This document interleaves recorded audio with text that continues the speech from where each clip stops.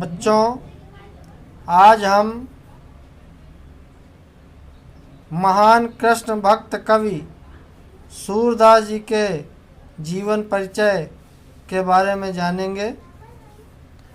बच्चों, महाकवि सूरदास जी का जन्म सन 1478 ईस्वी में आगरा से मथुरा जाने वाली सड़क के पास स्थित रुनकता नामक ग्राम में हुआ था।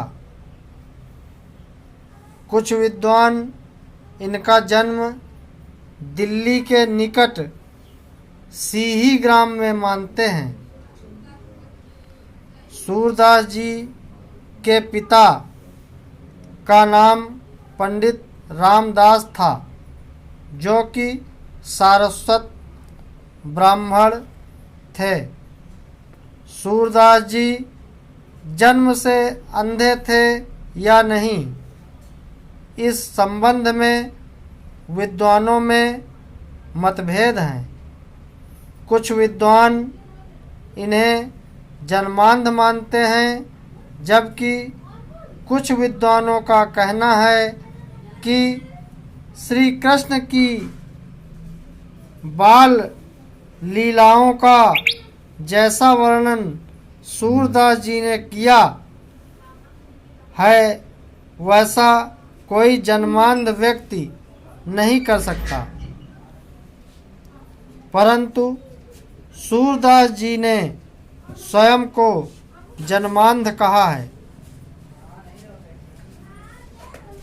बच्चों, बचपन से ही सूरदास जी की रुचि भगवत भक्ति के गायन में थी।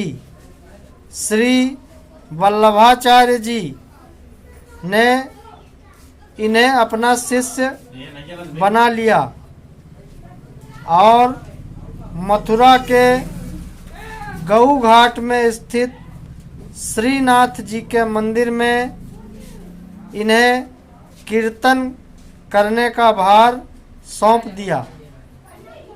सूरदास जी पहले दीनता के पद गाया करते थे, किंतु वल्लभाचार्य जी के संपर्क में आने के बाद ये श्री कृष्ण के भक्त हो गए और श्री कृष्ण की लीलाओं का गान करने लगे।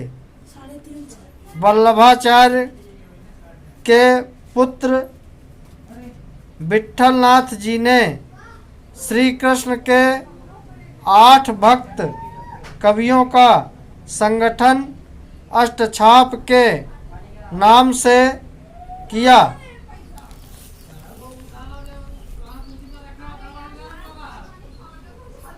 सूरदास जी अष्टछाप के कवियों में सबसे श्रेष्ठ माने जाते हैं।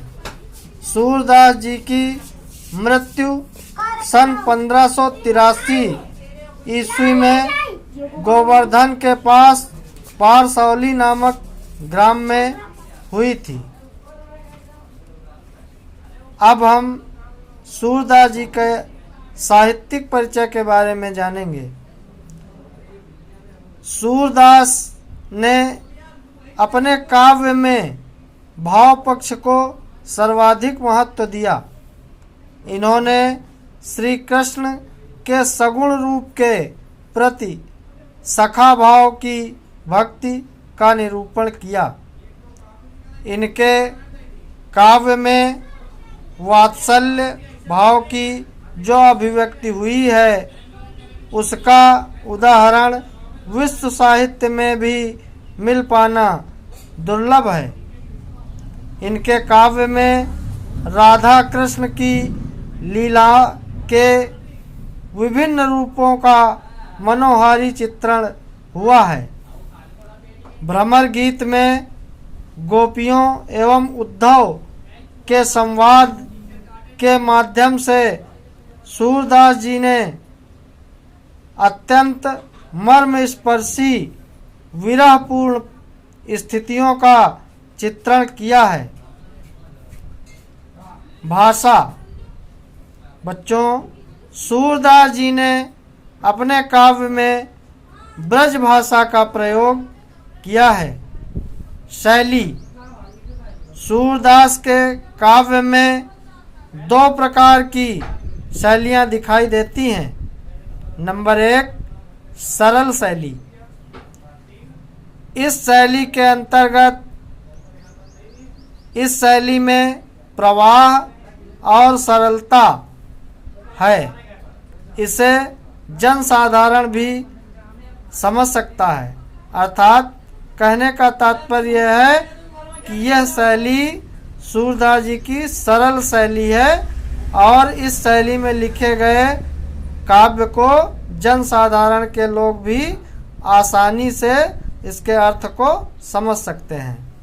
नंबर 2, कूट शैली। कूट शैली बड़ी कठिन है, इसे समझ पाना सरल नहीं है। अर्थात इस शैली में जो भी रचना लिखी गई है, जो भी पद लिखे गए हैं, उनको समझना बहुत ही कठिन है। अब हम रचनाएं देखेंगे।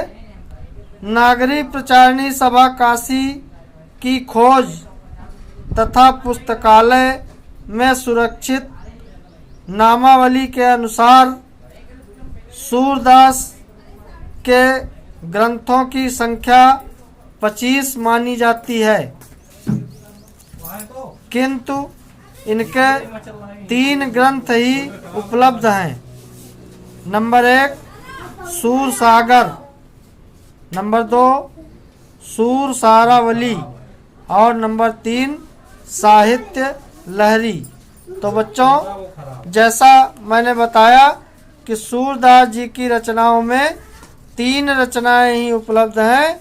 नंबर 1, सूर सागर। नंबर 2, सूर सारावली।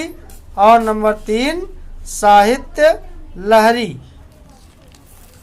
अब हम देखेंगे कि सूरदास जी का साहित्य में स्थान क्या है। तो बच्चों, सूरदास जी वात्सल्य रस के सम्राट माने जाते हैं। अर्थात कहने का तात्पर्य यह है कि वात्सल्य रस में सूरदास जी ने जो भी रचनाएं लिखी हैं, उनके समान वात्सल्य रस की विश्व में अभी तक दूसरी रचना नहीं मिली है तथा हिंदी साहित्य के कृष्ण भक्त कवियों में इनका सर्वोच्च स्थान है। तो बच्चों, इस प्रकार से आज के वीडियो में हमने सूरदास जी का जीवन परिचय, साहित्यिक परिचय और रचनाएं देखी। हमें आशा है आप लोगों को वीडियो पसंद आया होगा। अब मिलते हैं इसी प्रकार के अगले वीडियो के साथ। तब तक के लिए धन्यवाद।